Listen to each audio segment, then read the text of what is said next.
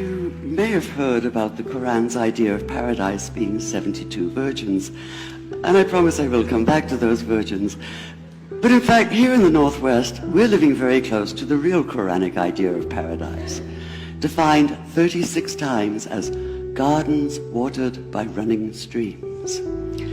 Since I live in a houseboat on the running stream of Lake Union, this makes perfect sense to me. But the thing is, how come it's news to most people? I know many well-intentioned non-Muslims who've begun reading the Quran but given up, disconcerted by its otherness. The historian Thomas Carlyle considered Muhammad one of the world's greatest heroes, yet even he called the Quran as toilsome reading as I ever undertook, a wearisome, confused jumble. Part of the problem, I think, is that we imagine that the Quran can be read as we usually read a book, as though we can curl up with it on a rainy afternoon with a bowl of popcorn within reach, as though God, and the Quran is entirely in the voice of God speaking to Muhammad, were just another author on the bestseller list. Yet the fact that so few people do actually read the Quran is precisely why it's so easy to quote. That is, to misquote. Phrases and snippets taken out of context in what I call the highlighter version, which is the one favored by both Muslim fundamentalists and anti-Muslim Islamophobes. So this past spring, as I was gearing up to begin writing a biography of Muhammad, I realized I needed to read the Quran properly as I could, that is. My Arabic's reduced by now to wielding a dictionary, so I took 4 well-known translations and decided to read them side by side, verse by verse, along with a transliteration and the original 7th century Arabic. Now, I did have an advantage. My last book was about the story behind the Shia-Sunni split, and for that I'd worked closely with the earliest Islamic histories, so I knew the events to which the Quran constantly refers, its frame of reference.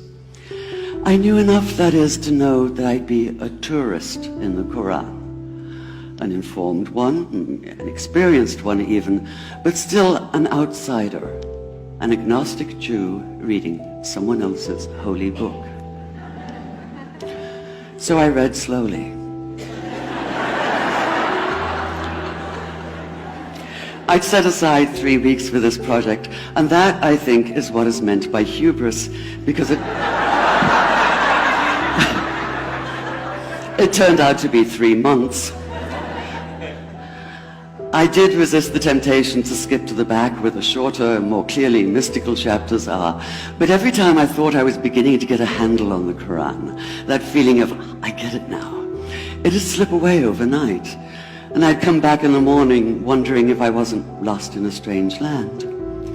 And yet the terrain was very familiar.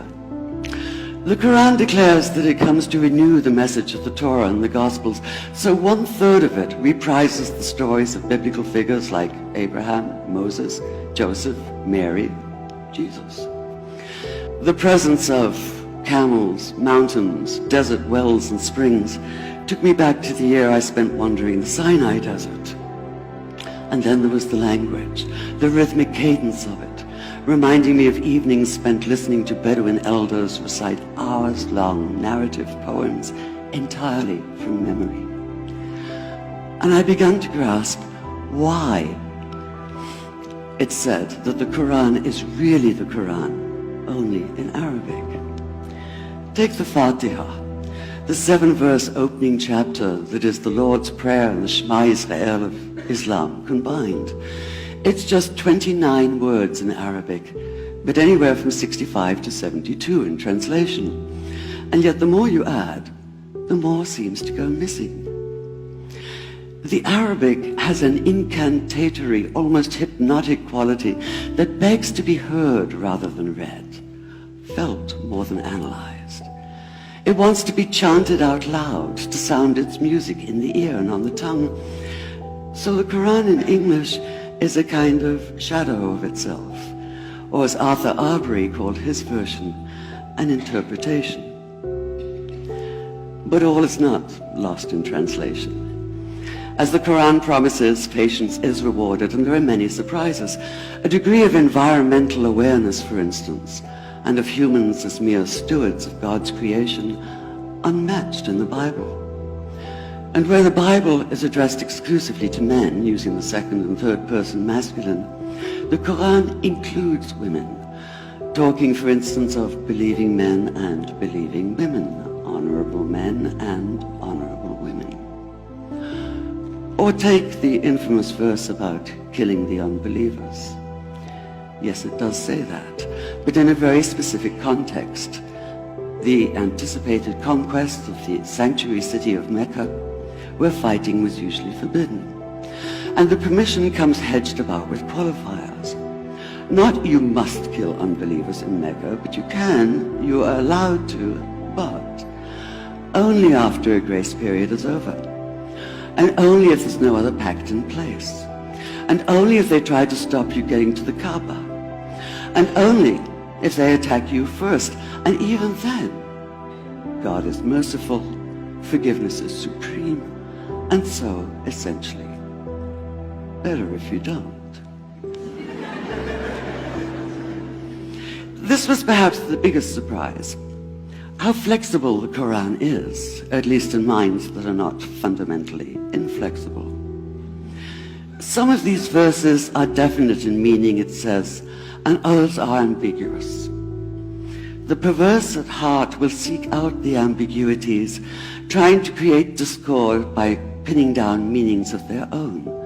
Only God knows the true meaning.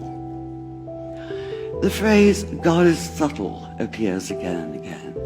And indeed, the whole of the Quran is far more subtle than most of us have been led to believe, as in, for instance, that little matter of virgins and paradise. Old-fashioned Orientalism comes into play here. The word used 4 times is huris, rendered as dark-eyed maidens with swelling breasts, or as fair, high-bosomed virgins. Yet all there is in the original Arabic is that one word, huris. Not a swelling breast or high bosom in sight.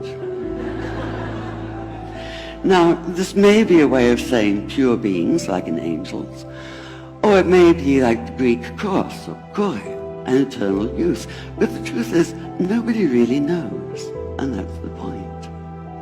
Because the Quran is quite clear when it says that you will be a new creation in paradise, and that you will be recreated in a form unknown to you, which seems to me a far more appealing prospect than a virgin.